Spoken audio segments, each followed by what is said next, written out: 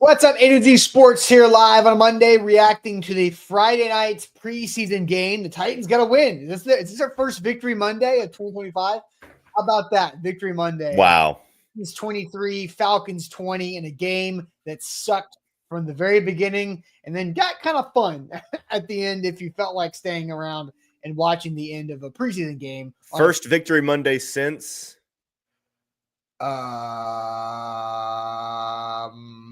What was their last win? Anybody? Game in Houston. That's right. I don't know if it was November or December. The God Bless Miss Amy game in November. Yes. What that was, I think. It was definitely November 2nd was the Patriots game. So that was the second to last, or November 3rd, one of those two. Second to last Victory Monday. And then there was the one, 3-ish weeks later. So against Texas. But hey, we got a lot to talk about. And Cam Ward was 2 for 7. What a terrible completion percentage. Awful. But we're here to dive into all of that. We'll talk about the big Van Jefferson play that I had too many Twitter notifications about over the weekend because I tweeted and I knew it was going to be annoying, but I did it. And I'll expand on my thoughts and my take on the Van Jefferson Cam Ward play. Drop or not a drop? That is the question. Not really, but we'll get through all of that. We'll talk about a bunch of things about Cam Ward in his second preseason game. There's also a practice day today, practice over the next 3 days. So Easton, you will scurry on over to Central St. Thomas Sports Park after the show today. And we got a rockin' random. And I don't know who's doing what. I don't know if you're tossing it to me or if I'm tossing it to you on this Monday, but we'll figure it out when we get there. Since I gave you the streamers last week. So. All right, there we go. So let's get it going officially here, Easton, but tell the people what they got to do.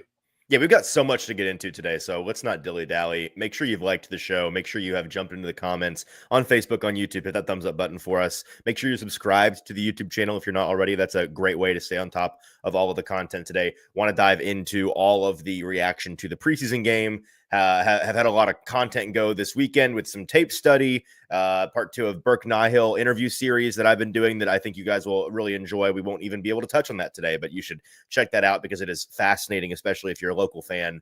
And also some insight on the Kevin Winston Jr. ACL recovery, rest. What's the real story there? Ran that story last night with some insight from our friends over at the Bone and Joint Institute.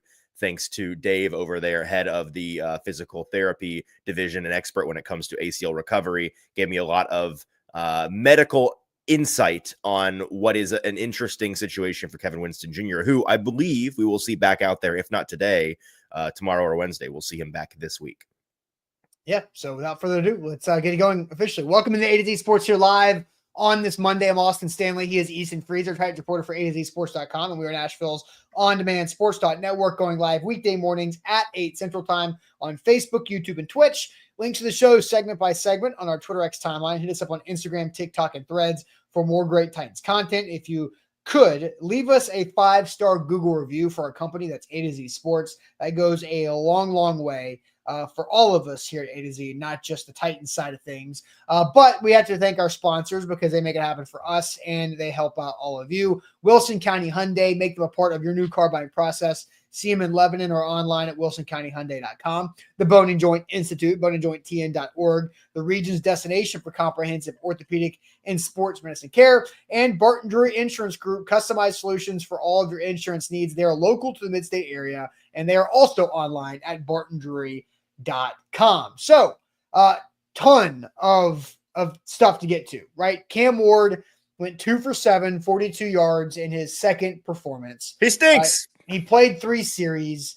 There's a lot to get to this. And then, I think, this game in particular, Cam played three series, more than the 2 that they planned on, more than the 2 that he had the week before. The Titans did win. The backup quarterback play was way better in Atlanta than it was against the Bucs in Tampa the week before. So you get some good looks. Gunnar Helm made an incredible touchdown catch from Brandon Allen. What a catch. Right before halftime that makes everybody go, tight end 1, and got Gunnar Helm's granddad out there tweeting as well. So there's a lot classy man, by the way. I might start signing all of my tweets. That's a classy move. Yes. Gunnar Helm's granddad responded to somebody. I think it was either the Titans or Jim Wyatt's tweet and just signed it with his name at the bottom, like enter, sign. But you don't have to do that, Gramps. But that's okay. But no, I think we'll get to some of the other things about this game. But let's go ahead before we dive into a lot of it. Let's hear from Brian Callahan on Cam Ward in his second preseason game as a whole, and then we'll dive deeper into the elephant in the room, the Van Jefferson catcher drop. Here we go. And that ball he threw that got dropped was an unbelievable throw. He's shown all the things that we need to see from an operation standpoint.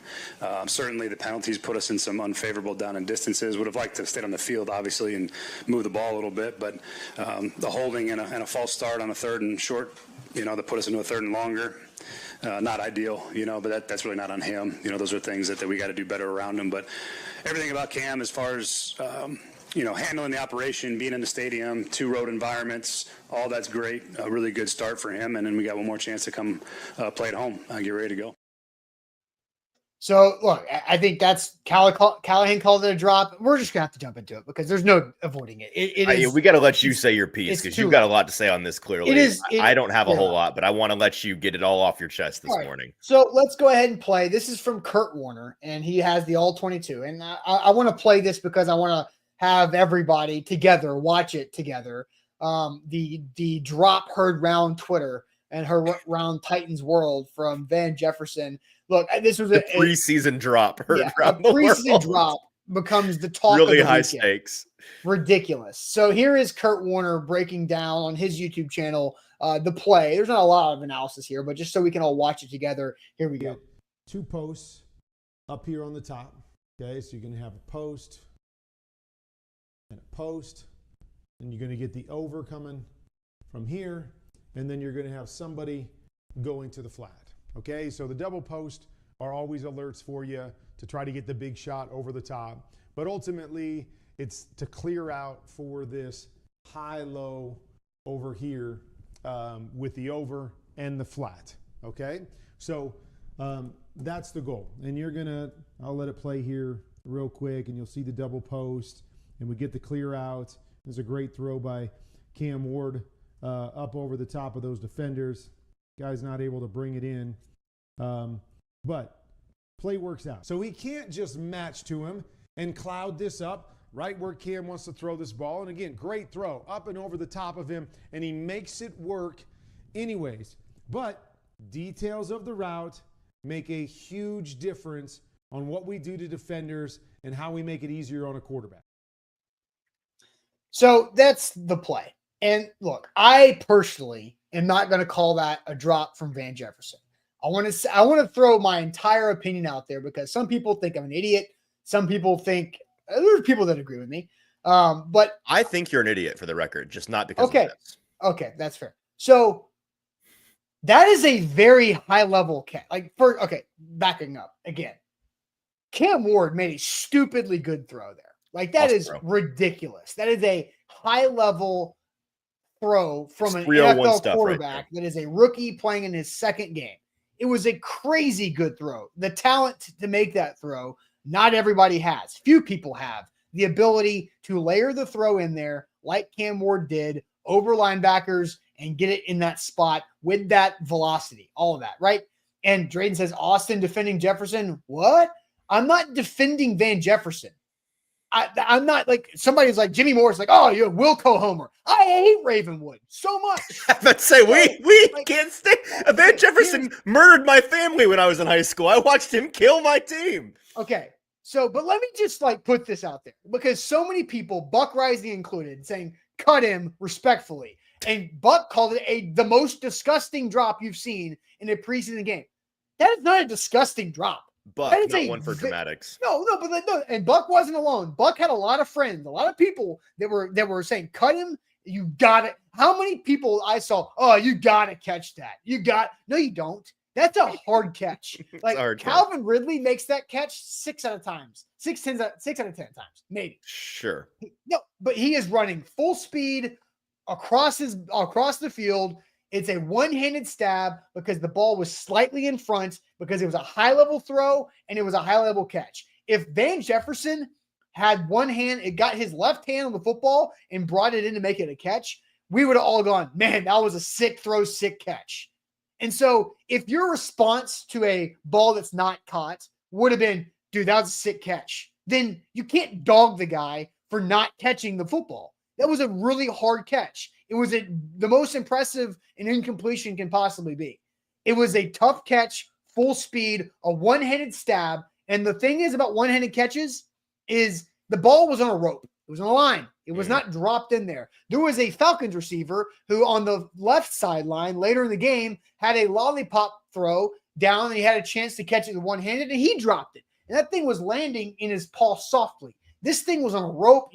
That's a hard play to make, running full speed slightly over your shoulder. And I think a lot of people several people on Twitter being like, high school guys make that catch. College guys make that catch. No, I think Calvin Ridley's probably the only guy who comes down with that ball on the roster consistently. It was a hard catch to make. It was a ridiculously good throw. It's okay. Van Jefferson is not a Pro Bowler. Pro Bowl guys make the catch. And so I also think you have to understand who you're throwing to. Like, you can't I can't go play basketball with Easton and throw him an alley-oop. It's not going to work. No offense. How dare you? No offense. But it's not going to work. Right? If I throw you an alley-oop, you're going to look at me like sideways. Like, what the hell was that? Like, for somebody else. That was for me. Do you expect me to go up and get that? Like, what are you trying to do here? Again, Van Jefferson could have caught it. He could have caught it.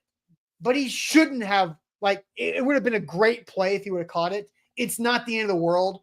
I agree with Will Bowling this morning that said everybody's more upset at that not and catch because we're in the preseason. We want to see more of Cam Ward. We're bored of everything else. And that was a third down play that stopped us from seeing more of Cam Ward. And if it was a regular season game, maybe Van dives for it. But you know what you don't do? Dive in the preseason if you're a veteran. Ask Treylon Burks. Yeah. It didn't happen. He didn't catch it. It's okay. It's nothing in the world. Van's not getting cut. It was a great throw. Don't take that away from Cam. But that's it. And yeah, Treylon Burks wouldn't have caught that. No, he wouldn't have. Treylon Burks can't catch anything. Treylon Burks catching. I don't know. Treylon might have caught it and got himself hurt. That would have been pretty. He would have caught it and then like laid out awesome catch. Like tried to like catch his balance and then sprain an ankle. Yeah. But like, again, this is not like, I'm not defending Van Jefferson. I think Calvin Ridley catches it 6 out of 10 times. No, I hear you. I think Van catches it 3 out of 10 times. I think you've made yourself clear. I'm with you. I respect your passion on this. I don't think it's that deep. I do want to talk a little bit about Jefferson in the grand scheme, because like what matters and what doesn't, right? In terms of arguing over this play, it doesn't actually matter because it's a first quarter preseason game catch. But in the first quarter of a preseason game with the number 1 overall pick quarterback, it matters everything, especially on third down. It matters to fans. What I'm saying is that it shouldn't, because in the grand scheme of whether he's on the team, what his impact is on the team this year, it doesn't actually matter. But it does open up the conversation for us to talk about Van Jefferson more broadly and what he's going to be for this team. I will say, the last little bit that I want to add to the catch itself before we move on to what Van Jefferson is more broadly is this idea, and this kind of percolated online in the 48 hours after the game. Here we go. Sir Esther says Jefferson even blamed Cam. No, he did not. Jefferson won't take accountability. Wow, it was really crappy of Jefferson to blame. Let's crazy. Where are we getting this from? What are we talking about? All right, let's play the clip because we've got Callahan and Cam talking about this play, and then we'll get to your thoughts here. A play like the throw you had to Jefferson on that deep over, how do you communicate with him after that play? Is it just, is there any communication or you just take it to the next play? Really, next play. That's all we can do. If I need to throw the ball better, or if he thought, I let him too far out in front, or if he just thought, he dropped the ball. So at the end of the day, it's on both of us. We got to make that play. It's better happen now than, come season time. What did he say? Not much, just I got you. I really came up to him, see how the ball was. He thought it was a little bit out of front, so I just got to put it on his chest next time. Let's pause there because that's how communication happens with every quarterback and pass catcher when a ball doesn't get caught. Where was the Van Jefferson blamed Cam part of that? I missed it. Where was the Van won't take accountability part? And guess what? The ball was too out in front. I was about to say. He got one hand on it and could not get both hands on it simultaneously. Cam asked him why he didn't catch it, and Van said it was a little bit out in front of me. I couldn't get it. And he goes, it's on me. And Van Jefferson said, I got you. Like, when people online are like, well, why won't Van take accountability? Brother, Van wasn't at the podium. Van wasn't asked about this. You know what? I'm sure that somebody is going to ask Van about it after today's practice, because that's just the nature of media, folks. Sure. And Van's going to say, I should have caught it. Because this is what are we talking about? This is witch hunting, Austin. This is, we hate Van Jefferson. Let's find more reasons to hate Van Jefferson. And he didn't take accountability. Get him off the team. He's a bad teammate. Stop. And also the thing about and I'll let you get back to your point in a second. But like the thing about like the fan reaction, if it hits your hands, you should catch it. Like, no, that's not reality. It's not reality.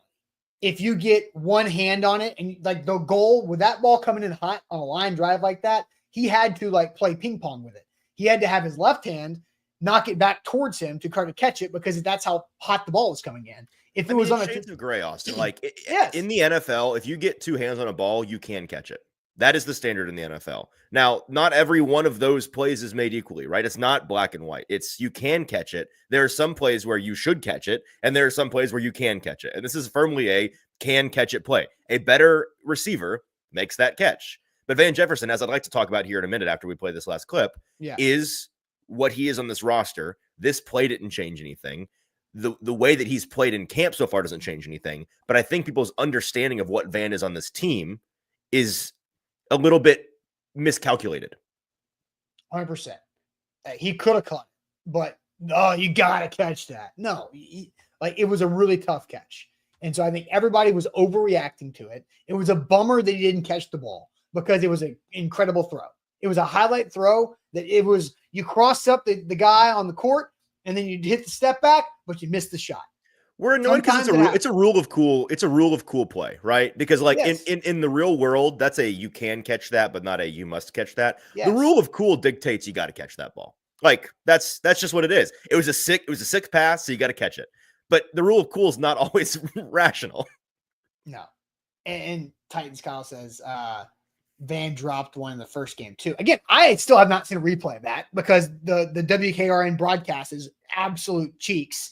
And I don't know if the ball was late, if it was off target, if Van flat out dropped it, if the defender made a good play, because they're allowed to do that too. Like, I don't know what happened, but I do know what happened. Contested catch that I think he could have caught, but did not catch. But again, I haven't seen it more than the first time I saw it, which was zoomed way out on a third down or second down and 5 play. So but that speaks to the broader Van Jefferson situation, right? Yes. And do we have one more clip to play, or can we talk about this? We can talk about this. Okay. Let's go ahead, because we do have, and maybe we can play this a little bit later, but like we do have let's go ahead and get a live read in here, because we're 18 minutes into the show, and we just need to keep on moving things. So we're going to get back to Cam Ward and talk about the other plays that he made here in a second. But first, don't forget the Bone and Joint Institute is where you should turn for any injuries that you have in life. Easton just talked to our guy Dave over there, who's the director of physical therapy at the Bone and Joint Institute, about the Kevin Winston Jr. injury rehab management, all that with the ACL, and how you go about that with ACLs. And if you want to read that, you can at A2ZSports.com/Titans. But the Bone and Joint Institute for you is the place to go to make sure that whenever you have an injury in life, you don't let that continue to be an inconvenience and disrupt your family life, your work life, your social life, whatever you got going on. Injuries just get in the way. Just like in sports and in football, injuries happen. Make sure you have the team ready for you to help you through that. And you can book an appointment super easy in Franklin and online at boneandjointtn.org. So much more to say, but first, make sure you've liked the show. Leave us a 5-star Google review. Search ATOZ Sports. Hit that 5th star on the right. Let us know whatever you want us to know about the show, about your favorite color. We don't really care. Whatever you want to say, as long as it comes in the form of a 5-star review, it is seriously extremely helpful for us. So thank you guys for leaving those. All right. Major Keys is Austin and his mediocre mindset. No, I'm not. I'm Van Jefferson is a mediocre player. I don't expect mediocre players to make Pro Bowl plays that often. like that's my whole point. That's why I kind of threw Easton on the bus by saying I'm not going to throw Easton a lob on the basketball court playing 2-on-2.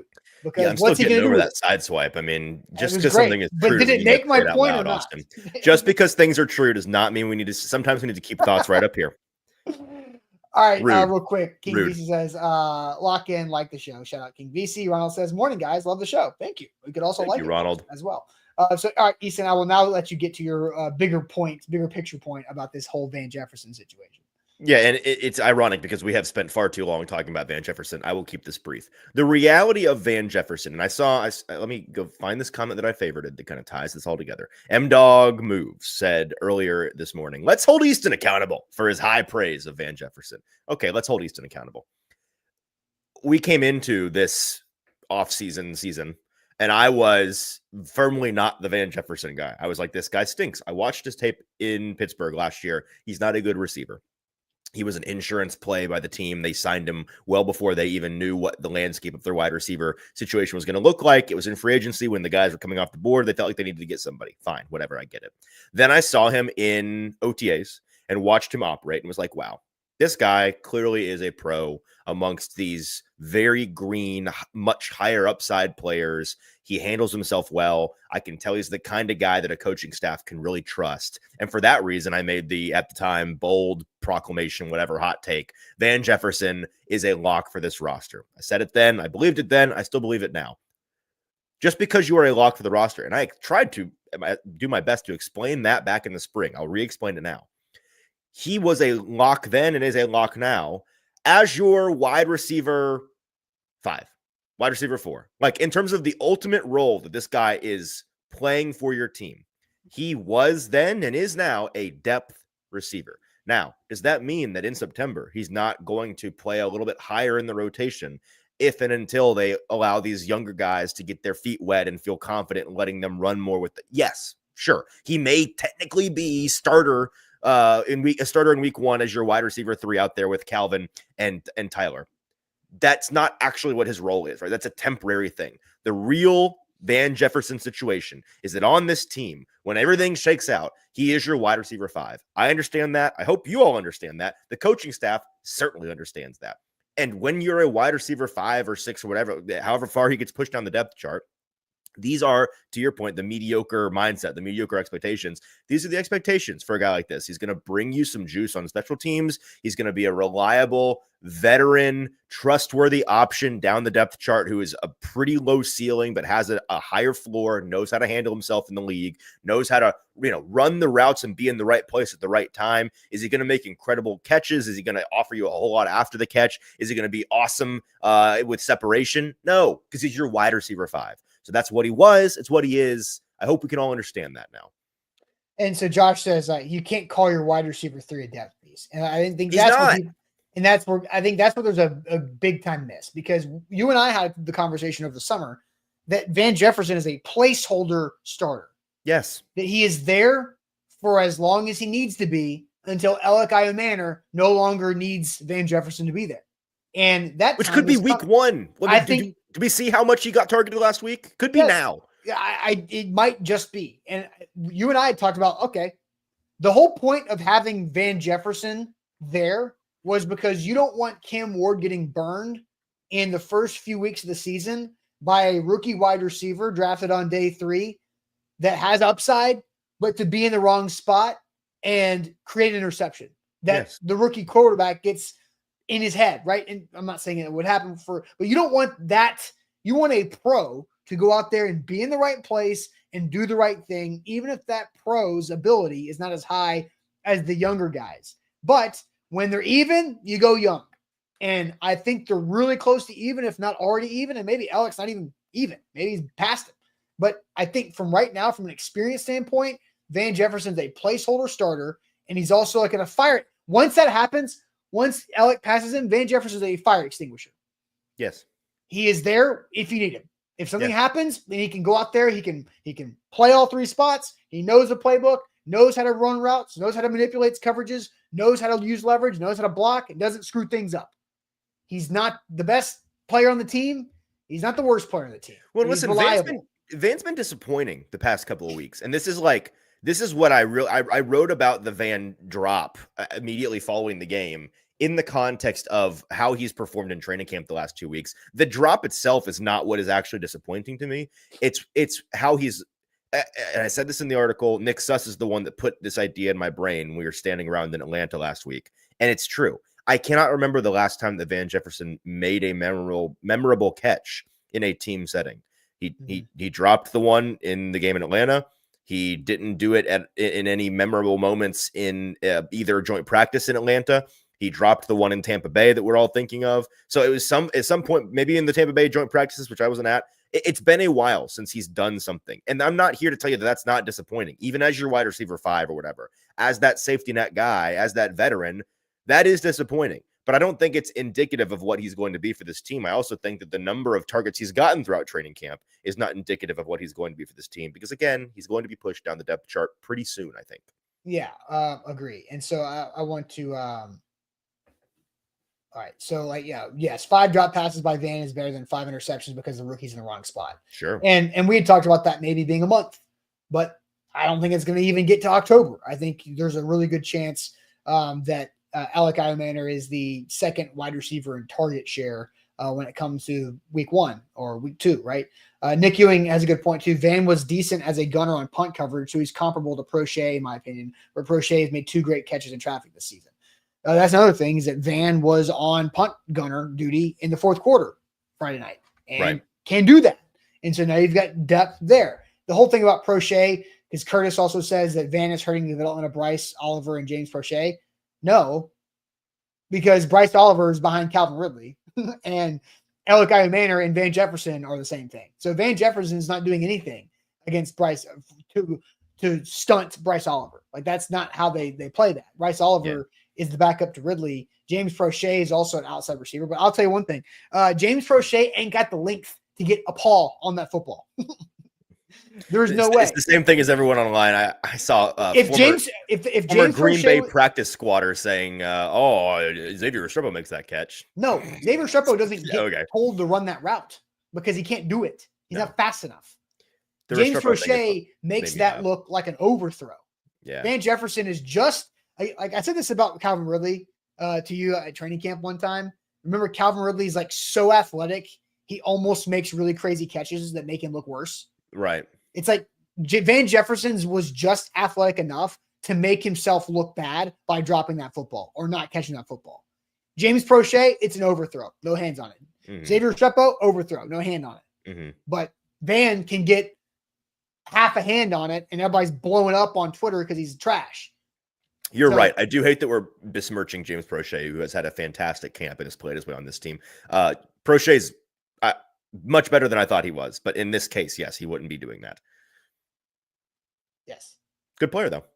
For sure. And then, like, Daniel, dude, how many practices has Daniel Caribbean been at? Maybe all the ones that I wasn't at, because Alec has been backing up Van and Bryce Oliver has been backing up Ridley. Am I wrong? Am I crazy? I mean, it's also like, you're not crazy, but also we're living in the big 2025, folks. These positions everything is fluid. Everybody besides a handful of specialists on this team are playing all the positions. But when I see Calvin Ridley and Alec Iomanair on the field together, Van Jefferson is not on the field. That has tended to be the case, and that's how it will be in the real season. I believe so. But let's quit talking about this. Thank you. Let's actually talk about Cam Ward and get the audience in here again. So what's your take on Cam Ward's second preseason performance? He was 2 of 7 for 42 yards on 3 series. What is your overall take on Cam Ward in his second preseason game? I'm going to get all your guys' thoughts on that. But first, tell you guys about the Barton Drury Insurance Group. Customized solutions for all of your insurance needs. They're online at bartondrury.com. Whether you need home, auto, rental, umbrella, maybe you're an employer like Zach and I, where we're trying to get our employee benefits. You're going to get workers' comp. We're having our workers' comp updated for us in real time over the weekend. Still working through adding our new employees under that, because that's what the Barton Drury Insurance Group does. They help us out. They make it easy on us, so we don't have to worry about workers' comp updates, because that's something that Zach and I don't. We got too many other things on our plates to worry about workers' comp.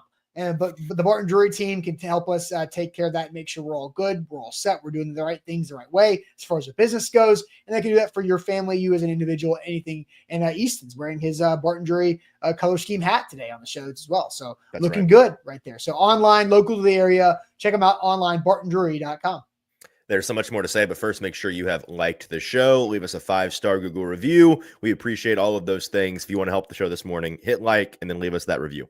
All right, what is your take on Cam Ward's game 2 performance in the preseason, 2 of 7 passing for 42 yards. Easton, I'll send you to the chat because the title of the show is that Cam Ward shines in the shadows of an ugly game. So we haven't quite addressed that in its entirety yet, but that's what this is for. I am scrolling. Where did we ask this question in the chat? Did you place it in the chat? Did I post it in the chat? No. I posted it in the chat just now. Okay. But we did get some answers in here. So let me find. Here we go. Duran says Cam actually looks the part, which I think is a good way of framing it. Kendall says Cam gets a B+ from him. Steven, it proves that Cam needs Calvin in the game in order to be a proper quarterback. Caleb wanted more, but it's not all bad, a B- grade. Jeff says he has the one good-looking pass, but his other throws were not good. Okay. Titans bro, Ward gets a B-, better than his stats say, but just a hair off on some throws that killed drives. Bottom tier collector, Cam is playing like a potential rookie of the year, but his personnel is once again the worst wide receiver room in the league. Kendall says Cam actually looks like a top 10 quarterback. So we're all over the board here, Austin. Connor's take is that Cam needs help already. He's not blaming Cam. He's blaming the circumstances. Darius, he was just fine. He played better than his stats. Austin, which of these, I mean, you got all the options in the world to choose from here. Which of these comments resonates most with you? Well, the ones that say that I think he looks the part. Cam Ward is very talented. He absolutely can do this. Like, I think he has checked the box of, can he play quarterback in the NFL? I think the answer is yes. Now, there's a lot more nuance to go into that, but he at least hits that kind of like that check that you have to get into, right? Yeah. But here's my take, and I texted this to you, JT, and Ryan Friday night. I think Cam Ward made decisions and made throws Friday night that are, again, like high-level throws and high-level aggressive decisions, but he threw them to people that are not quite ready to make the play. And if Calvin Ridley was out there, great. The last throw that he made, where Elikai Manor, I think there was a little bit of DPI on that. Didn't get the third down. Yeah, the third down. Like that. Why? Like Cam, I think made that harder than it should have been, but he has the ability to make it. like he made the throw. He kind of has that Jay Cutler in him, right? Mm-hmm. Jay Cutler made things harder than they needed to be. Why? Because he was arrogant and still is. And I think Cam has to realize, like going back to my alley-oop analogy, is what good is it a good throw if it's unable to be caught? Is it a good throw if it's unable to be caught? Yeah, no. Then you have to, like, what good does it do if you are a quarterback? I see. I see what you're trying to ask. It is not catchable, because the other thing too is their ball placement and catchability are two separate things. And as a Joe Milton viewer of 2021 and 2023, I will tell you all of that. Joe Milton might throw the perfect placement on a football on a 5-yard hitch, but when it comes in at 120 miles an hour, that guy's not catching it because it's too fast. It's not catchable. My friend Danny Heifetz, who's the host of the Ringer NFL fantasy football show, he was at the Senior Bowl when Joe Milton was there, and I was standing next to him when he did this. He asked Joe, like, have you ever, hurt anybody throwing the ball to them? And Joe's initial response was like, to be incensed, like, hey, that's kind of a rude thing to ask, man. Like, but then it quickly became like, I've broken a couple of fingers. Actually, yeah, like Brett Favre broke a bunch of fingers. John Elway broke fingers. Like, and so, but you have to throw the football to who you have. Like, if you're throwing to a kid, you're not going to hum it in there like Peyton Manning on SNL, right? You have to throw it. You might to the person for how they can catch it. Like that is what being a quarterback and being a distributor is you're setting up your teammate to succeed. And so, but Cam Ward's playing at a different level than where Elikai Manor, Chim Dike, Van Jefferson, and anybody else that did not have a catch from Cam. And so I think that's where he can do it. He's really good, but you've got to realize what's the right play for who you've got. And I think he made the wrong decisions for who was out there with him to continue the drives in a couple different instances. And that's, he's learning this in the middle of August. Cool. Perfect. Because Calvin Ridley will be out there week 1 in Denver. And you can go make that kind of slot fade high difficulty throw on 3rd and 4 all day long because Calvin can come down with it. And maybe Alec can on September 7th because you threw it to him on the 14th or 15th and it didn't work. So I think there's a lot. That's my take on Cam. He's got the ability to do it all. It's just, let's make sure that you're remembering who you got out there with you at times. Yeah, I think your point on knowing your audience is a good one. Every backyard Thanksgiving Day quarterback understands. You got to know, is this the 10-year-old cousin or is this Uncle Joe running deep down the sideline? You can maybe put a little more sauce on it. I think the thing about Cam that has me really optimistic so far is that to your initial point, I agree wholeheartedly. He very clearly is one of the 32 best quarterbacks on the planet. Like, I don't think there's any question about that. The guy belongs. He's clearly an NFL starter. I think that, and that's, you can't take that for granted this time of year. That's not always the case CJ Stroud this time, his rookie year, absolutely not that. We couldn't say that yet. The thing about Cam and there's clearly a lot of work to do.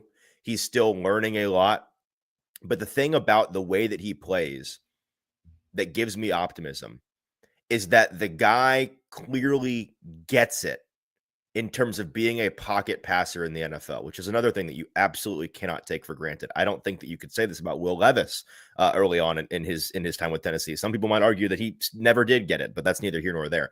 The thing that, just to take one example from the Falcons game, I heard another friend of mine, actually, Ben Solak, was talking about this with Mina Kimes, not a friend of mine. Mina, if you want to be friends, hit me up. Ball, I'd love to chat sometime. They were talking on Mina's podcast about kind of a review of some of the rookies, and the play that Ben talked through, which I think is a perfect example of Cam getting it, was the 3rd down conversion to Chig, which was that the Falcons game or the Bucks game? That was, it was like 3rd and 10 in, I think they might have been the red zone. Maybe it was to get into the red zone. They were at their own 25. So 3rd and 10, it's right in the middle of the field. It's just a catch and fall for Chig to just get past the 1st down marker. Right. And on that play, and if you need to go back and look at it, I recommend that you do. Cam, when you zoom out and look at the tape of it, you can tell that Chig is not the first read in the progression for him. But Cam recognizes the look that he's getting, understands where his guys are going to be. I think it's a 5-step drop pattern, but he shortcuts his drop, shortcuts his footwork, and puts the ball on Chig before Chig comes out of his break. So he's throwing with anticipation, throwing early, and he's throwing the ball to a point where he's understanding where on the field the player is ahead of time, knowing he has to get to the 1st down marker, and he's throwing it again before the defense has the chance to recognize and fit the look and so he's putting it in a place where only his guy can get it. Not in terms of physical placement, but in terms of game theory. Like, if I throw this ball to this guy now, they can't possibly get there based on the look that they have. I'm going to shortcut my footwork, shortcut my drop, and we're going to get the 1st down. And I was able to, as a quarterback, surmise all of that really before the ball was ever in my hands. That's a play where somebody that understands football, understands scheme, understands quarterbacking goes, he gets it.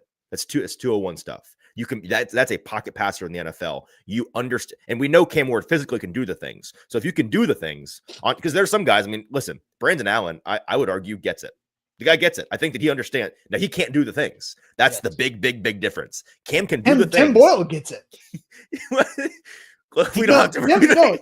I know. I don't want to relitigate all of that because the chat's going to go crazy. The point is, Cam can do the things, and I think he already gets it. Now, is he going to make some mistakes? Is he going to be a gunslinger and do some things that are a little bit risky? Absolutely. He's going to turn the ball over, all of those things. There's so much work to do.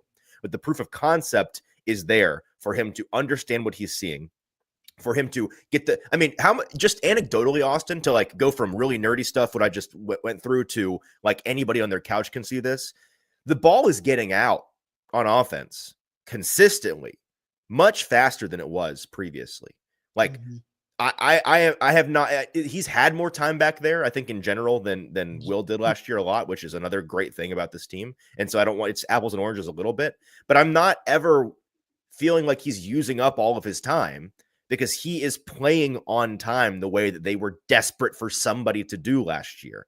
And I think that's one of the reasons why this is going to become a much higher volume passing team this year, is because Brian Callahan thinks, if I just got a guy that can play on time, we can get the ball around the yard. We can get it in the hands of 8 different people on a Sunday, and we can live that way successfully because I trust Cam to do the things because he gets it. That's another point too, because I thought, I understand the assignment of what Friday night was, but if that were a regular season game, the Titans threw the ball way too much.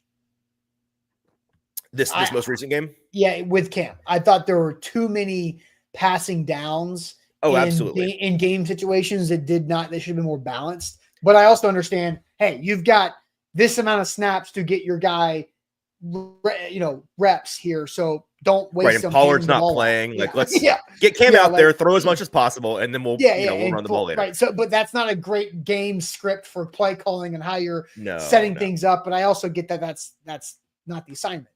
And so I think play calling clearly was, let's throw the ball on 1st and 10 and 2nd and 8 or whatever it was. And so it wasn't set up to be as opportunistic of a game plan, because they didn't have play action is involved. They didn't have a run game that I think the Falcons probably knew they're going to throw the ball with Cam out here until he's gone. And Deshaun's correct, penalties, right? They got a couple penalties that hurt them a little bit. So I think overall, like, Cam Ward's good. Like, I think he's a good quarterback. Now it's just trying to figure out, can the entire picture be pulled together by Cam Ward, because it's his job to get it going with who he's got. And so, I agreed with somebody was basically saying that Austin agreed with them because Cam needs help. Of course Cam needs help. Everybody needs help, but he's got to be able to understand who his help is to make sure that he can let them help him. So there's a lot of stuff to get to from the overall game. So any last Cam Ward thoughts? Anything from the chat that you see that's catching your eyes, or maybe we can move on to another non-Cam topic to wrap up this Monday? I think we can move on. The last thing I want to say is that just because we feel good about Cam being a starter, that we feel good about him getting it, that there's a lot of it's all proof of concept. There's going to be significant ups and downs. He's going to hit some walls because every rookie does. He's being asked a ton of, whether it's fair or not this season, especially because of the circumstances around him and all of that. So, don't take all the optimism we just spewed and then come back at us after week 1 because the Denver Broncos beat the Titans by 24 points and be like, what? There's going to be some struggles this year. That is not, I don't think that's indicative. And there's going to be some bad Cam Ward games, not just games where they lose and the Titans look bad, but it's like, oh, Cam, kind of a rough one today. That's the nature of the game. You can be like Caleb Williams last year looked like a starting caliber quarterback. And I think Cam is set up to have a better year than Caleb did last year. But Caleb's numbers were fine, and he was the 28th best quarterback in the league. That's sometimes how it goes. 100%. Let's see. There was a comment I wanted to get to if I can find it.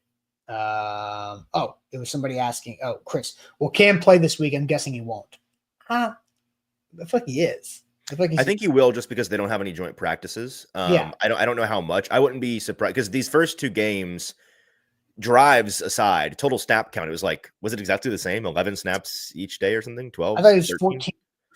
It was 14 against Tampa. Okay, and then last week was something like 11 or 12. To play because I can get it there. It was basically the same, the first 2, roughly between 10 and 15 snaps. I wouldn't be surprised if this week it's a little bit more as kind of a tune-up situation. I don't know how Callahan's going to handle it. I don't think he quite knows yet how he's going to handle it, but maybe you see more like 20 snaps from Cam Ward.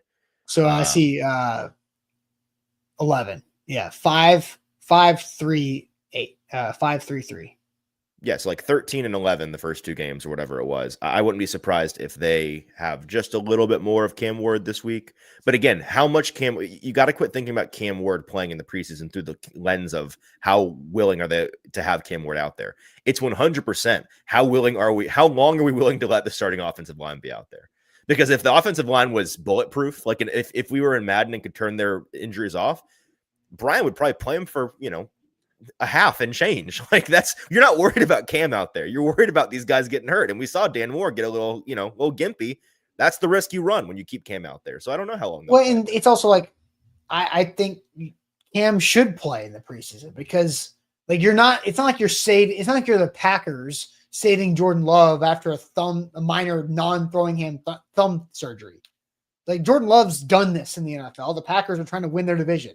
So don't risk anything in the preseason. But Cam Ward, like you're trying to just start. So why not get him as ahead as possible before the real thing actually starts? Totally. The why not is because the offensive line is really important to us, and let's not get him hurt. Yeah, but also they got to figure it out too. Like Kevin Zeitler had and the good thing is they're doing it. They're doing a good job. And so you want obviously that everything but you want them to like there's nothing to lose. Like what is there to lose this year? Right. I hear you. So to answer the question, my guess is that they play him a little bit more than they have, maybe 20 snaps. And that would be perfect because that's my 45 snaps for the preseason if that happens. Oh, there you go. Yeah, there you go. Nick, that's where I was going to get to. Other things that caught our attention from Friday. Okay. Rapid fire. Yeah. Nick, how about Sly missing that extra point? Yeah. Well, what I was going to say is, and I tweeted it, is Joey Sly is way more likely to get cut than Van Jefferson. True. And to the people that are like, why is there nobody in camp about to compete with Joey Sly? They've brought people in for workouts. And Connor says, what is there to lose, Austin? Callahan's job. Nope. You didn't watch last week. If you watched Friday's show, was it Friday? Thursday? What day? Friday, I think. I mean, listen, he could lose his job. I don't think it's very high on the list of things that are to lose. Like I said last week at some point, I think there's a 0.5% chance Callahan gets fired this year. I think he is more likely to get 2027 than he is to get fired in 2025. I agree with that. Yeah, the Joey Sly thing, just to give my 2 cents on it, and Nick says in the comment, Nick Folk missed 2 extra points in 2 seasons with the Titans. Yeah, I just pulled up what I wrote about this after the game. Nick Folk missed 2 field goals in 2 seasons with the Titans. He was north of 95% field goal percentage both years with the Titans. Joey Sly in those years missed 12 field goals with the Patriots and the Commanders in that time. He didn't crack 80% either of those years. Does he have a stronger leg? Yes. Is he a full decade and change younger than Nick Folk? Also, yes. But I fear that the Titans finally escaped kicker purgatory with Nick Folk the past 2 years and willingly plunged themselves right back in with Joey Sly. I am not writing him off entirely yet, but he makes me nervous, and Nick Folk did not. Yeah, and exactly. He makes me nervous. Austin, you actually have the script. You can be wrong, man. Oh, about Callahan getting fired? I mean, and then wait, did you mean 20? Yeah. No, I meant like he could get 3 more seasons. He's more likely, in my opinion, to get 3 more seasons than he is getting fired this year. Right. And Zach, I feel pretty confident that the script writers are also on the side of the East and I are talking about, if you want to talk about the script. Sure. That Brian Callahan is very unlikely, extremely unlikely to lose his job this year. Anything can happen, but I don't think it's super likely. For sure. All right. So what else caught your attention besides Joey Sly? A couple young guys. We already mentioned Gunnar Helm. I think just to kind of put a bow on that, I half jokingly tweeted, but also half not jokingly, like the way that Gunnar Helm plays makes him the ideal red zone target. Big body, really reliable hands, ball winner at the catch point. And so if he's going to play like he did in that game with that one catch, which by the go back and watch that play. The running back is as open as you'll ever see anybody in the entire world, but I guess just no risk it, no biscuit went for the double covered Gunnar Helm in the end zone. It was a good throw. Like that's good throw. You go up and Gunnar Helm has the ability to go up and get the ball. But that was one of your no yes passes because that running back was so. I mean, the running back might have scored a touchdown. Frankly, the way that this year could shake out if he's going to play like that is like Gunnar Helm, 350 yards. 8 touchdowns. Chigakonkwo, 850 yards, 1 touchdown. Like Chig is going to be your dude moving the ball between the 20s, but Gunnar Helm, I think, is going to get a lot of run in the red zone because he is, I mean, frankly, he's what Josh Wiley we hoped he would be. Really big red zone target. We love a big target. We love a guy that can get open in space and be a ball winner in the red zone. I think Gunnar Helm's that guy. So exciting from him. Anything else? I mean, Cedric Gray. We haven't mentioned Cedric Gray. Really nice game from him. I think that the game has slowed down from him. We heard Brian Callahan talk about that on his press conference after the game. He really looks the part. Like he and James Williams over the past month have. I'd be curious to hear your thoughts on this. Like I am significantly less worried about that position group than I was a month ago, because the two of them seem like they are at least playable. Like I'm not really. A month ago, I would have been real nervous with either of them out there. Today, I am not super nervous because I think they both are good, fine linebackers. Would they be awesome if you can combine the two into one person? Yes, because James Williams, former safety, is awesome in space. Cedric Gray, Bullet Bill from Mario Kart, loves to just run downhill and kill people. And so because of that, I still believe James Williams is the linebacker too, because I think Gray's skill set more overlaps with Cody Barton than James's does. And so I think that James and Cody are a better complement out there. But your third linebacker is going to get some rotation. And with the way that they're going to be this multiple on defense, you're going to get him in there for a number. I think a lot of third downs and stuff like that. You'll probably get him in there. And that's a good thing because I think he can play ball now. I think you see the staff's confidence, the team's confidence in Cedric Gray and James Williams with how they have churned the back end of the linebacker roster, right? They have gotten rid of guys who are linebackers and gotten guys who are special teamers who just live in the linebacker room. Like, right. It's like, which, hey, that's great because now they think, in my opinion, they think they have three linebackers they can count on. And I think that too. I agree with them now. I didn't a month ago, but I do now. Yeah.